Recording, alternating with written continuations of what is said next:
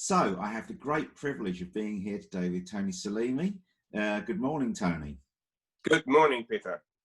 Now, normally I start these interviews by saying, talking about birth, but I'm going to talk about the end of your life. So we'll work backwards from the end. You've hardly got the end compared with me. You're in the middle of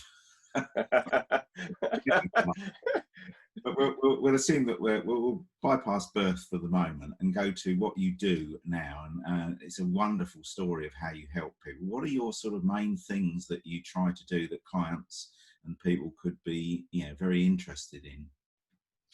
There are three things that I do with my clients. The first part is the business side of things. So I work with a lot of leaders, business owners, CEOs, and professional people who potentially may be going from transition to setting up their own business and creating the entire foundation of the business and getting the clarity, so they have a clarity of vision, clarity of mission, clarity of purpose, but also aligning the psychology to the results they want to create.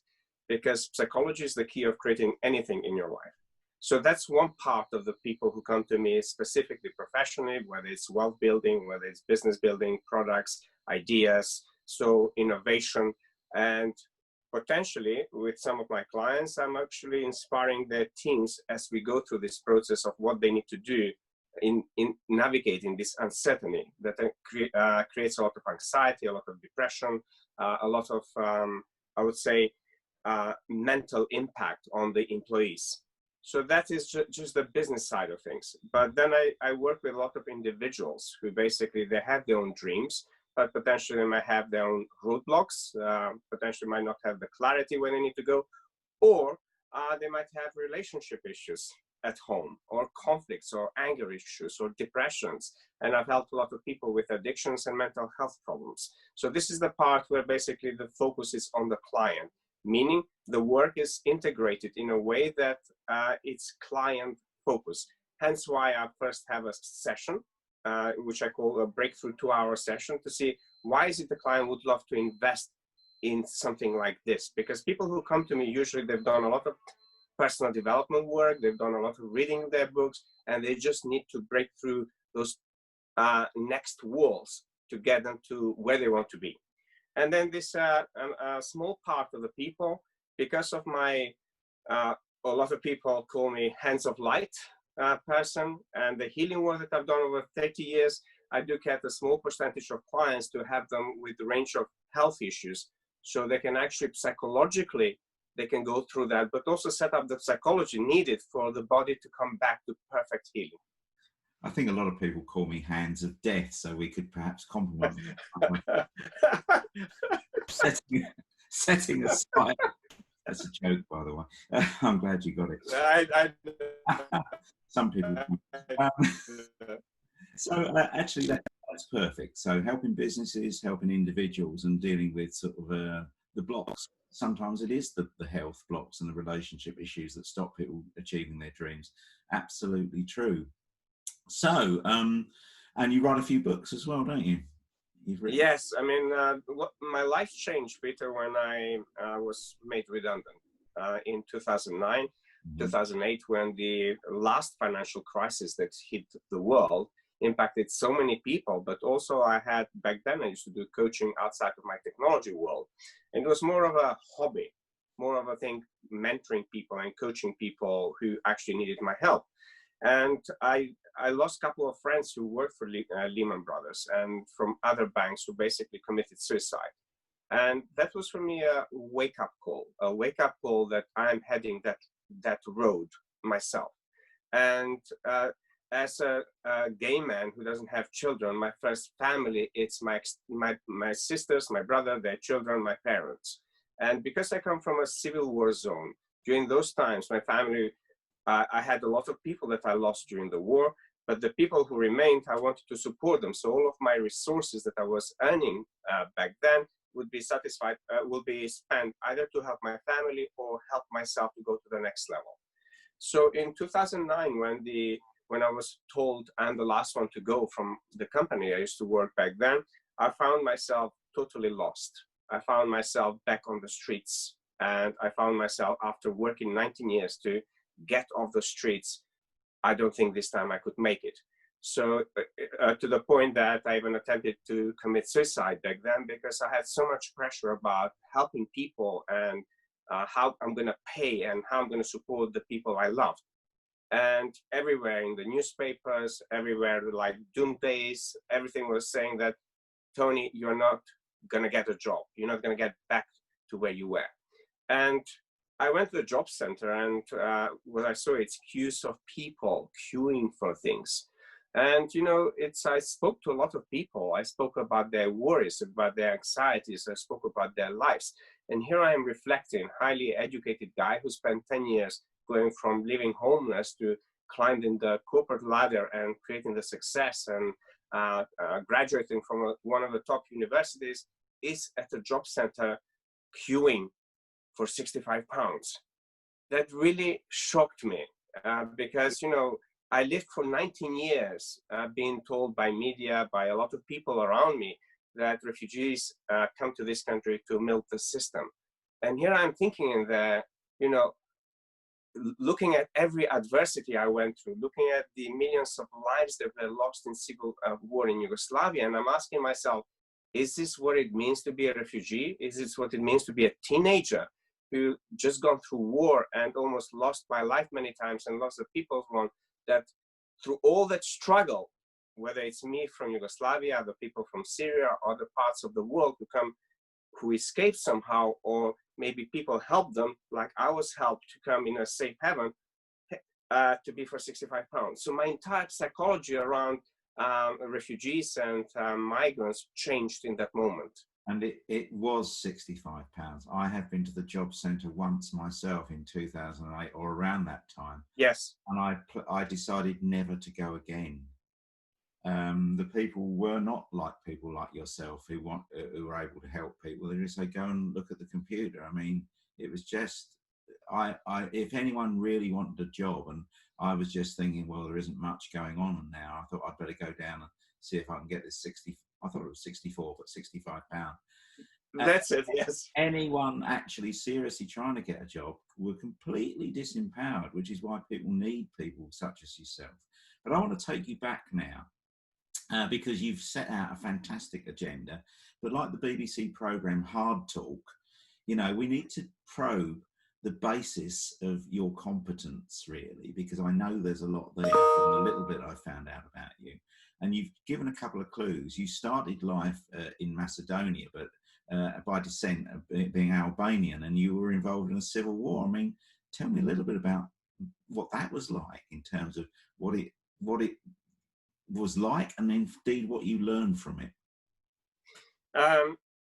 There are no words that can do justice when somebody goes through any form of atrocities or any form of pain, whether it's been physical pain or, in my case, my entire identity, not just mine, but the entire Yugoslavia, people's identity were crushed, because Yugoslavia was set up by 6 republics and 2 autonomous countries and made Yugoslavia.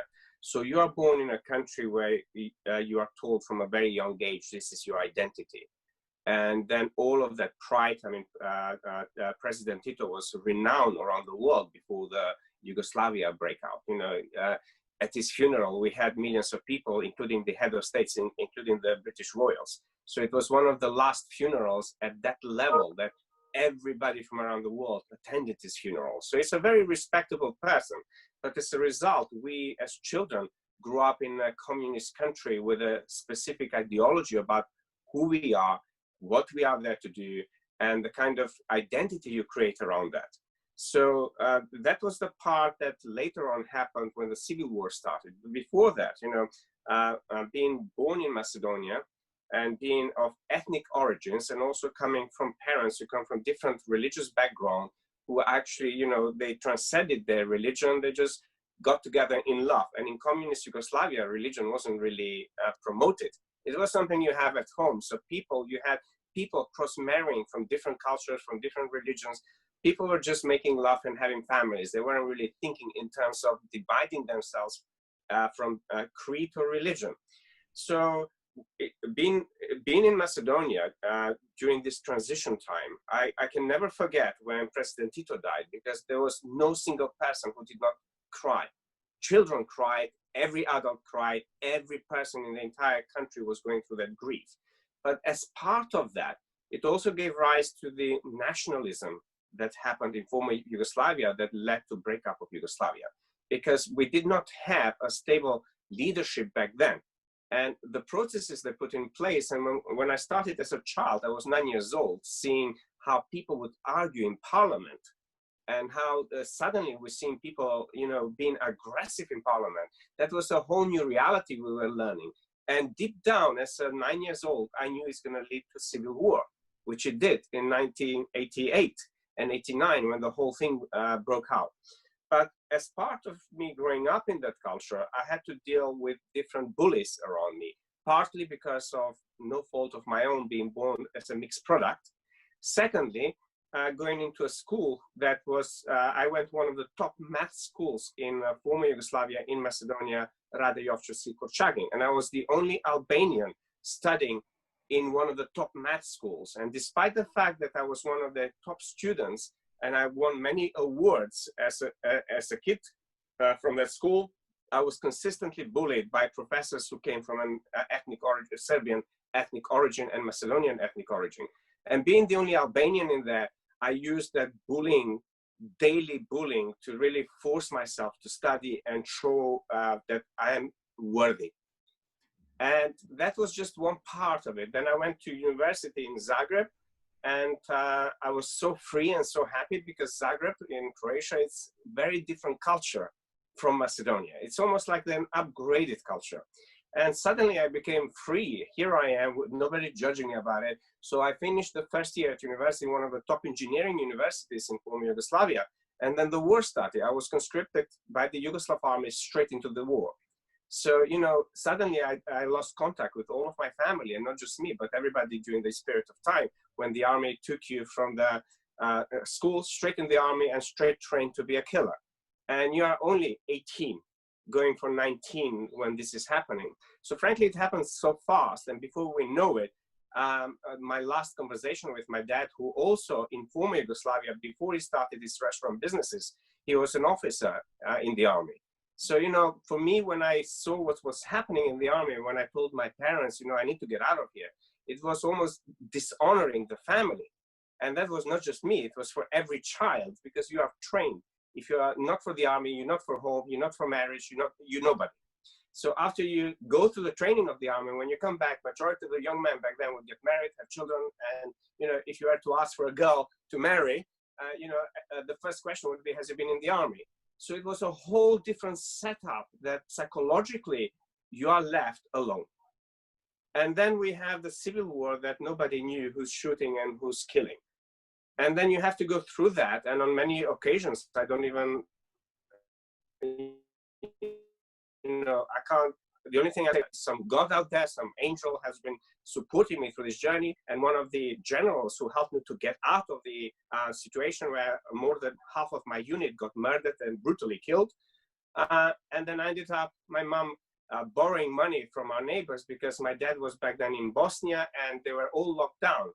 And with the last flight that left Macedonia, I found myself on the streets of London, homeless, did not speak English, mentally, emotionally destroyed, and I cried for almost like 6 months. I think there was not a single day or single hour I did not cry.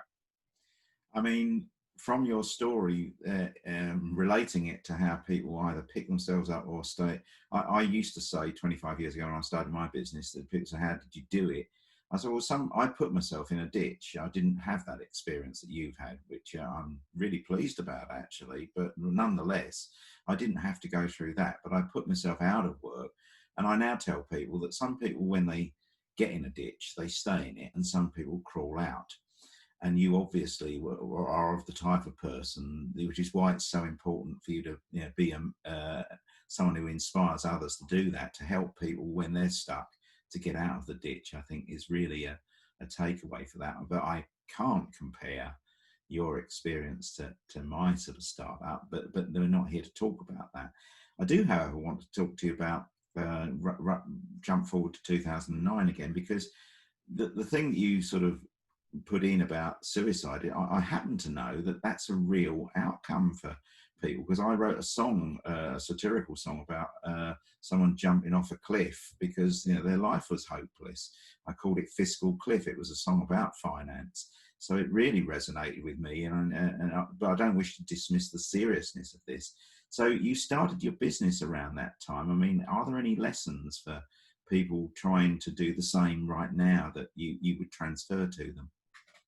Yes, I mean, thank you for that. It's there's an issue with suicide, and I believe almost 1 billion people have that problem about sometimes in your life when adversity and when the life totally changes around you and creates this uncertainty. Suicidal thoughts comes to every human being at different level and at different times in their life. So when I look back in 2009, when I left the job that I truly loved, and I spent 9 years building a team, building the success that I created, it was almost like a death. It was almost like somebody just gave you a knife in your heart and you find yourself helpless.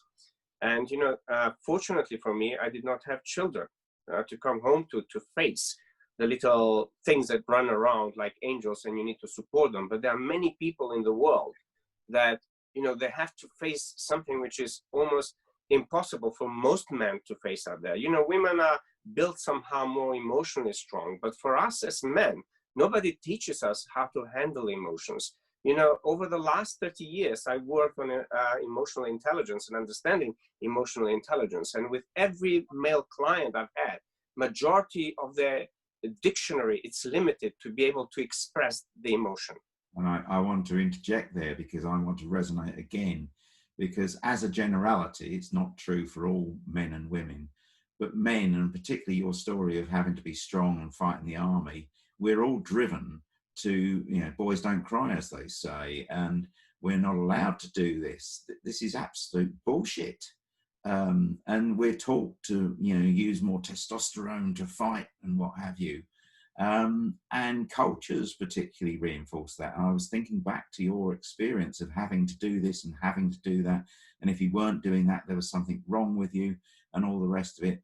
Sadly, we're at this time trying to copy the design in this country. I wish people would learn from your experience at the sort of corporate business level as well, because this is we need the qualities of kindness, collaboration, gentleness, and that emotional intelligence. And men can have it, can't they? Absolutely, they can, Peter. I believe, personally, I've transcended those separations between men and women. And now I see people as individuals, as souls. And we all have the capabilities. Of course, we don't have the capabilities to give birth to a child. But when it comes to mental capabilities, those are all things that every human being can develop. It is what really inspires me. It is really what wakes me up every morning. Still to date, I only sleep about 4 hours, a habit I developed being on the streets of London. So it's on a corporate level, on a business level.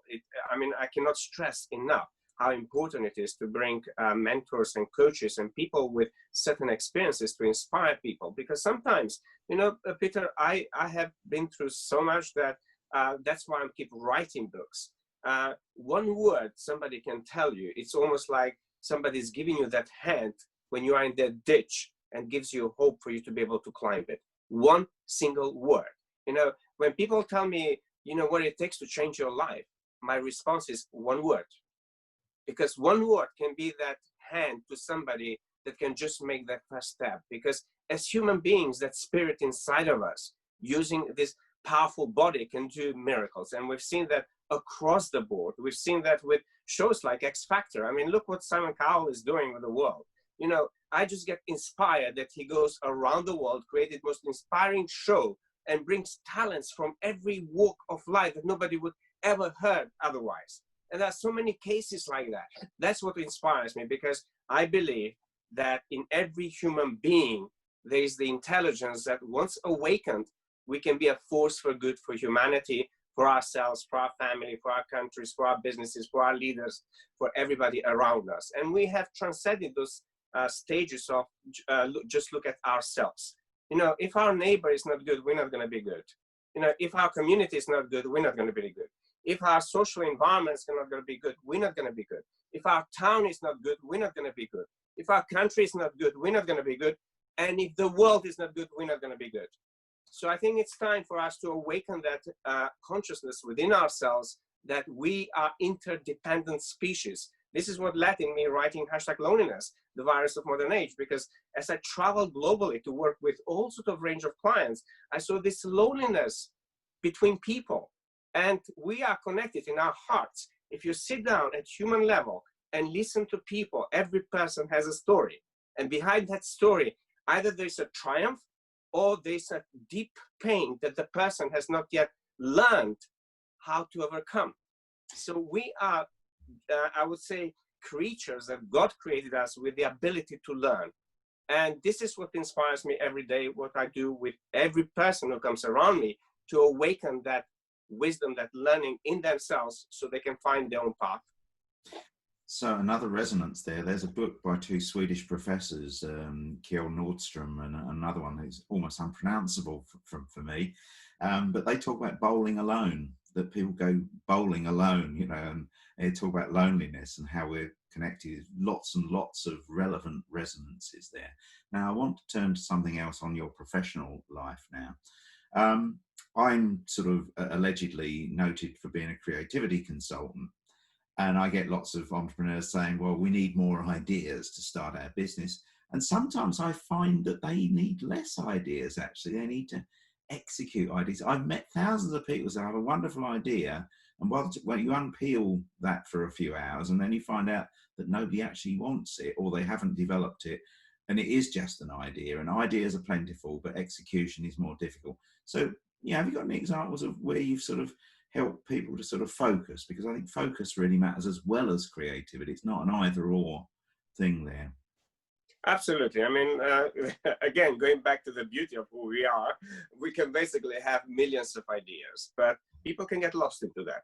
So as you said, deciphering what people want is a process on its own for any consultant, any coach. So for me, the first part that I do with people is really clarify their values. And most people think this is the values that they have.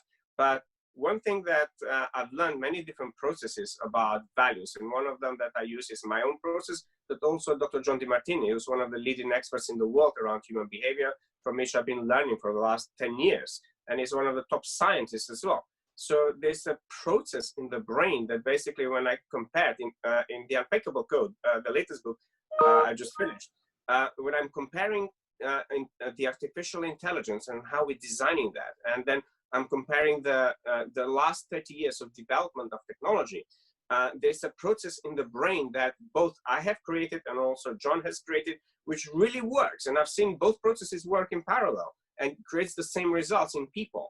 Because sometimes people say to me, I want this, but the reality does not show that. And the reality around us, it's the perfect mirror, whether we are speaking our truth or whether we are lying to us.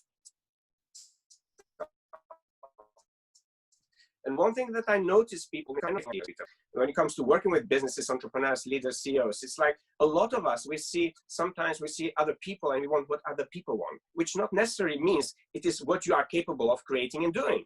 And it's not in alignment with the reality. You know, for instance, it's like if I say to you, I'm the best architect out there, you would laugh at me because there's no building on my name. There's no building around the world that says Tony Selimi created this building. So I might be living a fantasy. But if I tell you about all the things that I do and you go and check and say, okay, this guy is a real thing. And the brain has a way to make us believe into things. This is the Unfakeable Code. I talk about self-deception. And we are so good at it. And I'll talk about removing those marks. So, but going back to that, the first exercise I do in my Vital Planning for Elevated Living, which is the 5-day program I teach globally, it's taking people thorough to really understand the importance of values. And if the values are not matching the vision we've created, we need to reshuffle those values and change the priority in the brain, in the psychology of the person. And that's not just something you do once. It's something that consistently you do, because as a human being, you consistently evolve. And when you start with an idea that you follow that idea, your values will change as you realize certain goals. And it becomes bigger. You know, for me, when I started this work on myself, was about me healing my wounds. It was never about me going around the world and writing books, because I was very happy building a CEO career of a technology guy because I love technology. So I wanted to be the best I can be in the corporate world and help other people, manage people. And I've achieved that. So, but if I look back, what was driving me then, it wasn't about writing books. It was about really finding ways to heal all those different wounds and all those different personas that I've built as a result of every wound. And unfortunately, it takes a very trained professional to take you through this process because our self-deceptive nature is so amazing. It's like this sophisticated system inside of us that stops us from really being great. And this is what I dedicated my life. So going back to that, it's very important to get the person, clarify their values. And if they say to you, my value is wealth, but their bank account shows no wealth, that's a lie. That's a total lie. So we have to take them back and see what is it really behind that they actually put a value on. This is so important. I mean, I do some organizational consulting, and sometimes we try and just change instrumental behaviors with a view to getting a goal done. But if the beliefs and values that sit behind those behaviors are not consistent in senior people, they can jump through the new hoops like a mouse can go round a wheel and do the new behaviors, but somehow they won't be consistent, or they won't be 100% good. And in any case, their beliefs and values will come in to kick them back in the side at some point. So you're spending the time working on the value base and the belief systems, and then the behavior naturally follows forward, I imagine, rather than just trying to play tricks with people's behavior and hoping that their beliefs will change, which is a different way of approaching the subject. But I really like the fact that you try and get people centered before you get them to do the new tricks, because the new tricks essentially are probably easy if you're centered. Yes, I mean, it's basically what I've found, Peter. It's every time there's a change in state, in inner being, the way they approach things changes. Meaning, if you start a product where your psychology is disintegrated, as your psychology starts being integrated and somebody helps you, like yourself or myself or other trained professionals out there, from that space, you'll create a whole different originality of who you are. And also in the organizations, this process, I believe organizations who are most successful, they found a way to integrate this in the psychology of the business. And sometimes I see a lot of people saying, okay, we've got in-house trained professionals. Now, in-house trained professionals can only see what they see. This is why I always say to people, if you can, get somebody from outside who knows nothing about your business, but has clear expertise and experience that they can go like a zoom, because that's what I do. I literally almost like zoom in into what the organization is doing well to start with, and then what is it that they want to improve, and then look at the space in between that stops them from getting there. And that space in between could be processes, could be methodology, could be people, could be behavioral issues, could be conflicts, could be communication issues, because communication in any organization is key. And in today's world, a lot of organizations have lost the ability to communicate in a way that the employees hear. Yeah, I mean, it is in that combination of expertise in different fields and provocation and expertise in different fields of being able to see the whole system. I think too many times in business, people are locked into a silo, or in fact, their expertise has trained them. There's nothing they can do outside of their world, actually. They do say that in innovation terms, one needs 10,000 hours or so, or 10 years of experience makes you an expert. But then often you can't see outside of your prison of expertise. It's really difficult. So that's really, really matters. Now, I'm just thinking, what's on your list for the future to do? There is a lot of things, Peter. It's partly because of my call to really bring this work to transform, change, and inspire the lives of 1 billion people, which in this 1 billion people is the process of being able to infiltrate the methods that I have created, including behavioral changes, which I just trademark. It's in education, in healthcare, in business, in leadership, and in politics. Because those 5 things are all woven together in the fabric in which people experience the quality of the society. And I think until we change that collectively, and until we raise the vibration and the education level of the masses, we will have new political leaders, we will have new political system, we'll have new financial system, we'll have new way of working together, collaborating together, and actually judge our leadership by the quality of life people live. I mean, imagine a vision where basically every, I would say, let's say our government is judged by the quality of life that we lead on a daily basis.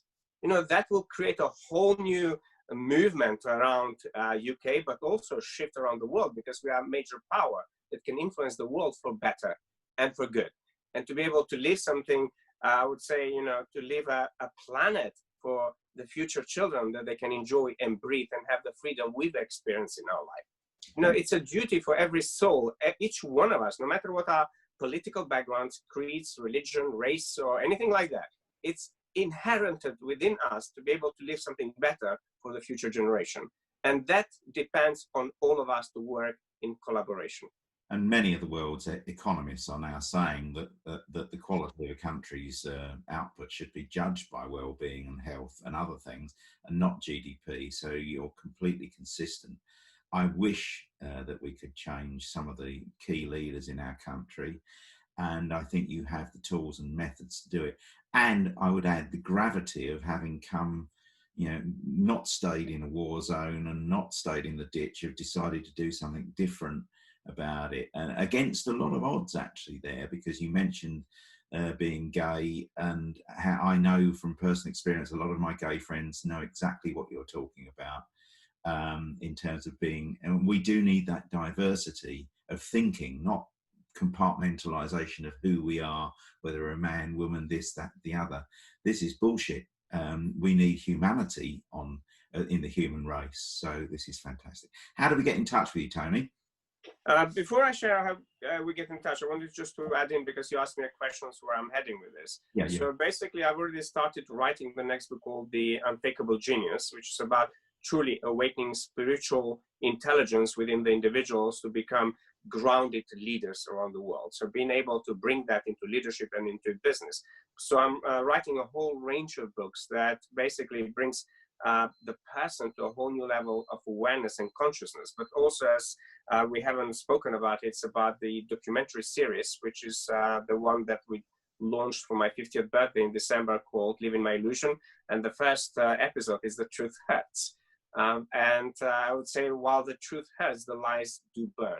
And eventually, for anybody out there, whether we are in our own lives, with our own families, whether in business, in leadership, in government, every time we tell a lie, eventually somebody will have to uncover that, and you will face the consequences of that. But unfortunately, when you're in position of leadership, a lot of people will face those consequences. So basically, I'm writing series of books to really bring this word to these 1 billion people, but also now more and more of my private clients. One of the offerings that I do with my clients is, as they do the first year of working with me, I do documentaries and films to support their businesses. Because we're going into a generation where more and more video will be used for sort of, I would say, marketing, but also for educational purposes. And like we've seen now, how most of the schools have gone virtual.